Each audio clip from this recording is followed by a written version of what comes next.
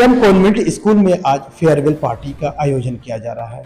10वीं और 12वीं कक्षा के जो बच्चे हैं, जूनियर क्लास के बच्चे हैं, वो उनके लिए विदाई के एवज में कुछ कार्यक्रम यहाँ पर कर रहे हैं। उनके लिए उनकी हौसला अफजाई के लिए अलग अलग तरीके के टाइटल्स हैं, लेकिन उसके अलावा जो इस समय देखेंगे दोनों का समावेश है। कुछ बच्चे एंजॉय कर रहे हैं तो कुछ बच्चों के चेहरे पे मायूसी भी है। लेकिन सबसे मेन बात है कि अभी फिलहाल देखेंगे सैकड़ों की तादाद में जो कैंपस में बैठे जो अभिभावक भी हैं, बच्चे हैं, जो छोटे क्लास के बच्चे हैं, उनके लिए तो खासकर ये एंजॉय का पल है। लेकिन सबसे मेन बात है कि इन बच्चों की जो विदाई समारोह के पीछे वो अब अपने अगले पड़ाव के लिए उन्हें जाना होता है। 10वीं के बच्चे 11वीं में जाकर उनकी सिलेबस चेंज हो जाएंगे, उनके स्ट्रीम चेंज हो जाएंगे। वहीं 12वीं के बच्चे जब वो आगे हायर एजुकेशन के लिए जाएंगे तो ऐसे में सब कुछ ये डिपेंड करना होता है कि वो अपने कैरियर को अब उनको थोड़ा सा स्पीडली काम करना है, थोड़ी सी स्पीडली मेहनत करना है। अब देखेंगे तो लगातार उनको टाइटल्स के माध्यम से जो बच्चे हैं वो यादगार पल कैसा उन्होंने बिताया अपना इस स्कूल में टाइम दिया, वो भी चीज़ें कहीं ना कहीं अध्यापकों से उनका लगाव किस तरीके से रहा, ये सारी चीज़ें आपको इस वीडियो में देखने को मिल रहा है। लेकिन उसके अलावा क्या कुछ मैसेज दिया जा रहा है उस पेरेंट्स के लिए जो अपने बच्चों को यहाँ पर तकरीबन लंबे समय तक बच्चों को पढ़ाया, यहाँ से बच्चों ने सीखा। अब वो फल आने का टाइम है जब उनके बच्चे एग्जाम में बैठेंगे और अपनी पोटेंशियल, अपनी अचीवमेंट वो मार्क्स हासिल करके दिखाने वाले हैं। भविष्य के लिए उससे आशीर्वाद के तौर पे हम उन्हें ब्लेसेस दे सकते हैं, आगे और अच्छा करें। तो यही हम सब की तरफ से ब्लेसेस है बच्चों को, शुभकामनाएं बच्चों के लिए। और अच्छा बच्चा अच्छे करें, बच्चा अच्छा पढ़ें और मतलब स्कूल का नाम रोशन करें। कितनी तैयारी हो चुकी है बच्चों की? बच्चों की तो 90% तैयारी हो गई है। अभी तो 10% तो उनको सेल्फ स्टडी करना है। सेल्फ स्टडी करके वो जितना अच्छा लिख सकते हैं पेपर में उतना लिख के वो मार्क्स गेन कर सकते हैं। आप लोग कौन कौन सी क्लास के पढ़ाते हैं बच्चों को? 4th class. 4th क्लास में। आप कौन सी क्लास में पढ़ते हैं? 5th क्लास में। तो अभी तो आप लोगों के बच्चों के अभी टाइम है वैसे। अच्छा ये बताओ, आज जो इवेंट है तो इसके बारे में क्या कहेंगे? क्या कुछ बच्चों के लिए आप लोगों का मैसेज है? सर, हम बच्चों के लिए यही मैसेज देना चाहें कि वो कामयाबी पर आगे बढ़े और ऊंची ऊंची सीढ़ियों को प्राप्त करें। और हम यही दुआ देंगे कि हमारे बच्चे जितने आगे पहुंचेंगे टीचर्स को उतनी ही खुशी होगी।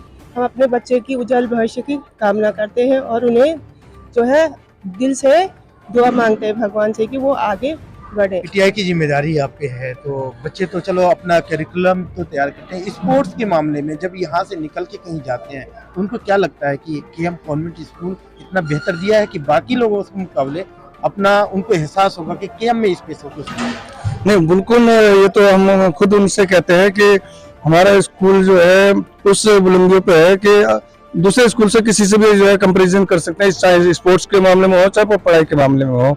और जो बच्चे अब ये यहाँ पे आज फेयरवेल हो रही है, बच्चे अगर यहाँ से कहीं भी जाते हैं तो उन्हें याद तो होगा कि हमारे स्पोर्ट्स भी जो है इस कॉन्वेंट स्कूल में होती थी।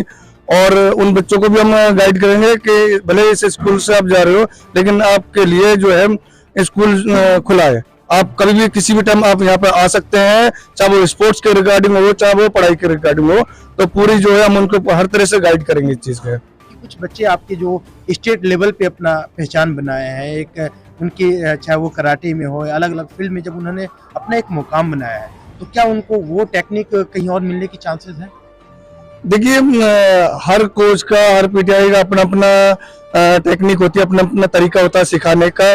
लेकिन उन बच्चों को अगर हो सकता है ना समझ में आए उनका यहाँ पे, तो उनके लिए यहाँ पे कभी भी आ सकते हैं, कभी भी यहाँ पे आके सीख सकते हैं, कभी भी हमें टेक्निक पूछ सकते हैं, उनके लिए हम हमेशा हाजिर रहते हैं। सबसे मेन बात उस टाइम पे ज्यादा पैनिक हो जाता है जब उनके हाथ में साइंस के और मैथ्स के जो पेपर होते हैं वो समझ नहीं पाते हैं, कहाँ से स्टार्टिंग करें, किस क्वेश्चन से स्टार्टिंग करें, बेसिकली उसकी बात मैंने उनके लिए ये चीज़ बताई है कि आप सबसे पहले बड़े क्वेश्चंस को अटेम्प्ट करें। सेक्शन डी हमारा 5 मार्कर क्वेश्चन होता है, उसे आपको 45 मिनट्स मैक्सिमम उसमें देने हैं। उससे क्या होगा, हमारे 25 मार्क्स फिक्स हो जाते हैं। तो ये होना चाहिए कि पेपर बैक साइड से स्टार्ट करके मैथ्स और साइंस का कुछ ऐसे है कि बड़े क्वेश्चंस पहले करने चाहिए, जिससे ये रहता है कि हमने कम से कम इतना अटेम्प्ट कर लिया है कि 15% हमारे हैं।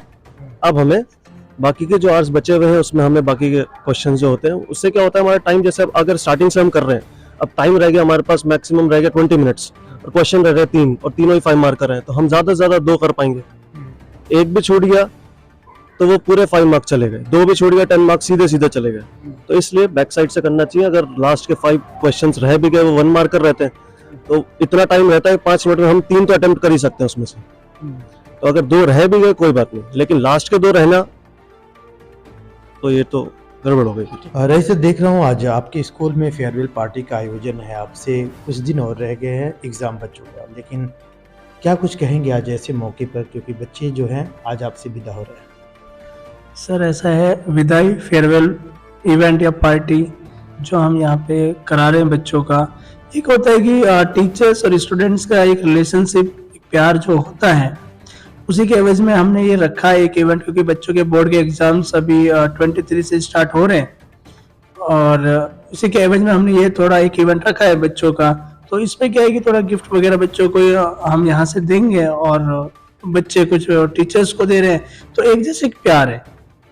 और विदाई तो क्या है कि ये तो पहला स्टेज है बच्चों का, अभी तो बहुत सारे स्टेजेस आएंगे बच्चों के, तो स्कूल लेवल पे एक पहला है, तो बच्चे भी इंजॉय करेंगे और स्टाफ भी। देखा जाए ये सबसे मेन चीज़ होती है कि हर साल जब बच्चे नए पड़ाव पे जाते हैं, बोर्ड के एक एग्ज़ाम पार करके दूसरे एग्ज़ाम में जाना, 10वीं के बच्चे 11वीं में जाएंगे, 12वीं के बाद जो बच्चे हैं वो हायर एजुकेशन के लिए जाते हैं, तो क्या आप लोग उनको सीख देते हैं, क्या कुछ बताते हैं? सर डेफिनेटली जो बच्चे होते हैं 10th तक के की कॉमन एजुकेशन होती है, आफ्टर दैट क्या होता है कि बच्चों की स्ट्रीम्स अलग अलग हो जाती है, तो हाँ उसके लेवल पर जरूर हमने बच्चों की कोशिश करी कि बच्चों को बताया है आफ्टर 10th आप लोग कौन कौन से स्ट्रीम में ले सकते हैं, आर्ट्स हो गया, कॉमर्स हो गया, साइंस हो गया, तो यहीं पे बच्चा अपने फ्यूचर डिसाइड करेगा कि मुझे क्या करना है, क्या बनना है। तो वहां पे हमने उनकी काउंसलिंग कराई है, हमने भी करी है, बाहर से भी हमने मोटिवेशनल और इवन हमने काउंसलर्स को बुलाया था बच्चों को गाइड करने के लिए, कि ऐसा नहीं कि बच्चा एक दूसरे को फॉलो करे, नहीं, जो बच्चा खुद चाह रहा है, जो उसका खुद का माइंड सेटअप है कि मुझे ये करना है, ये बनना है, लेकिन बच्चों को ये नहीं पता है कि मुझे आर्ट्स लेनी पड़ेगी, कॉमर्स लेनी पड़ेगी, साइंस लेनी पड़ेगी, जो मेरा गोल है वो कौन से स्ट्रीम से अचीव हो सकता है, तो उसके लिए हमने काउंसलिंग जरूर कराई है बच्चों की।